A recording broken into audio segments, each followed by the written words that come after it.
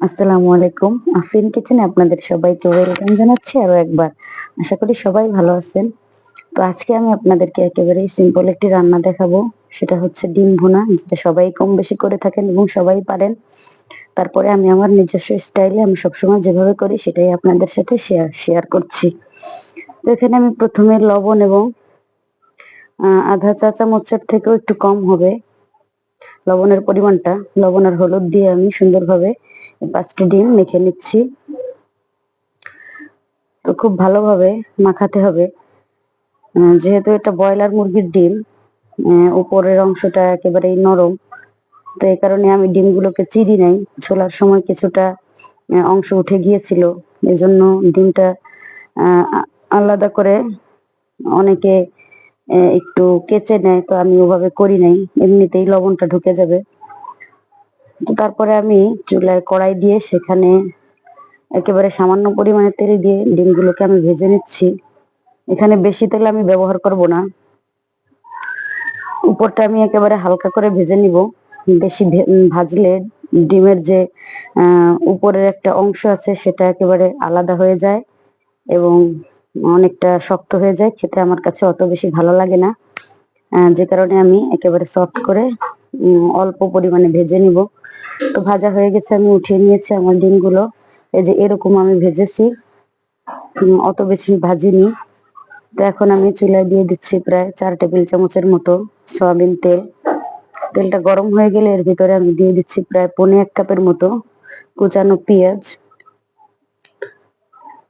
পেঁয়াজটা আমি কিছুক্ষণের জন্য নেড়ে চেড়ে নিব, কিছুটা নরম হয়ে আসা পর্যন্ত।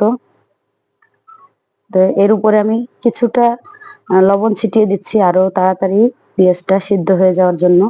এখন আমি এখানে কেটে নিয়েছি একটি টমেটো।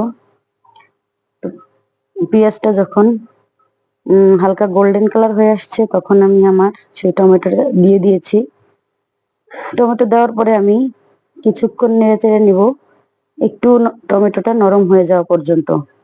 এ পর্যায়ে আমি দিয়ে দিয়েছি ফ্রিজে রাখা 1 চা চামচের মতো আদা বাটা, 1 চা চামচের মতো জিরা বাটা এবং 1 চা চামচ রসুন বাটা।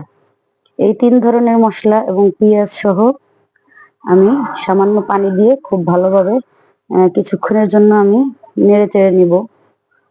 তো আদা রসুন দেওয়ার পরে সবসময় আমি এভাবে করে একটু ভেজে নিই, যাতে করে আদা রসুনের এক্সট্রা গন্ধ দূর হয়ে যায়। তো এখন আমি দিয়ে দিচ্ছি সামান্য পরিমাণের বা 1/2 চা চামচ বলা যেতে পারে হলুদের গুঁড়া এবং 1/2 চা চামচ মরিচের গুঁড়ো। এখন আমি সামান্য পরিমাণে পানি দিব যাতে করে মশলাটা পুড়ে না ধরে। তারপরে কিছুক্ষণ নেড়ে চেড়ে নেওয়ার পরে মশলাটার উপরে আমার কিছুটা তেল ভেসে উঠেছে। এখন আমি সেই ভেজে রাখা ডিমগুলো দিয়ে দিচ্ছি।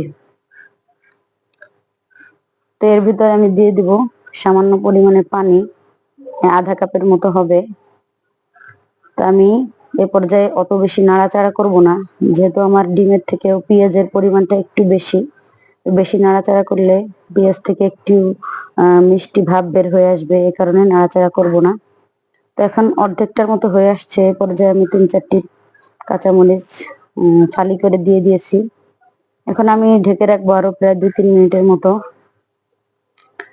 তো এতে করে আমার কাঁচামরিচের ঘ্রাণটা ভিতরে প্রবেশ করবে এবং সামান্য সিদ্ধ হয়ে আসবে, কিন্তু কালারটা চেঞ্জ হবে না। তো এই যে আমার ডিমটা কিন্তু এখন প্রায় হয়ে আসছে, উপরে তেল তেল ভেসে আসছে এবং খুব সুন্দরভাবে পরিপূর্ণ রান্নাও আমার হয়ে গেছে। তো এখন আমি ঢেলে নিচ্ছি আমার এই ডিমগুলো। তো দেখেন আমার ডিমটা খেতে কিন্তু অসম্ভব মজাদার হয়েছিল। আপনারা অবশ্যই ট্রাই করবেন এভাবে রান্না করে খাওয়ার জন্য। আর ইতিমধ্যে যারা আমার চ্যানেলটি এখনো সাবস্ক্রাইব করেননি তারা আমার চ্যানেলটি সাবস্ক্রাইব করবেন, আর যারা সাবস্ক্রাইব করে ফেলেছেন তাদেরকে জানাই অসংখ্য ধন্যবাদ। আর যারা ফেসবুক থেকে দেখবেন তারা লাইক কমেন্ট শেয়ার সহ আমার পেজটিকে ফলো করবেন। তো ধন্যবাদ, আজকে এই পর্যন্ত। আসসালামু আলাইকুম।